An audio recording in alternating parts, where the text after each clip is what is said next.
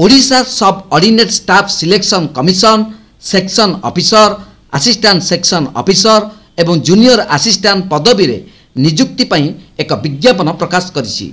आयोग द्वारा जारी सरकारी विज्ञप्ति अनुसार एही पदवी गुड़िक ओडिशार अवसर प्राप्त सरकारी कर्मचारी राज्य सचिवालय कैडर विभागर मुख्यों उद्दिष्ट। तेबे एही पुनः नियुक्ति एक वर्ष पई किंबा खाली पदगुड़िक नियमित व्यवधान पूरण न हेबा पर्यंत कराजिबो बोली आयोग कहिसेंती। आशायी आवेदनकारी किछि शर्तावली रहिछि। उपयुक्तता एवं प्रयोज्यता अनुसार अन्य कौनसी भत्ता बिना सेमानकु केवल दरमा प्रदान कराजिबो।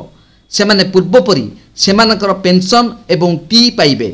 सेमानक विरोध रे कौनसी विजिलेंस मामला श्रृंखलागत कार्य विचाराधीन नथिबो।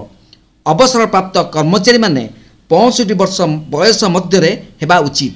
सेमानकर भल सेवा रेकर्ड थिबो एवं सेवा पई शारीरिक भाव में फिट थिबे। आवेदनकारी को सर्ट लिस्ट करा जाई पारे। साक्षात्कार पई डका जिवो।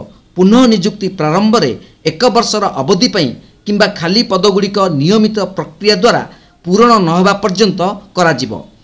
खराब प्रदर्शन हेतु दक्षता आधार रे कर्तृपक्षों द्वारा जेकोसी समय योगदान बंद हो पारिबो। आयोगर निष्पत्ति अनुଯାयी खाली पदवी वृद्धि किंबा ह्रास करा जाई पारे।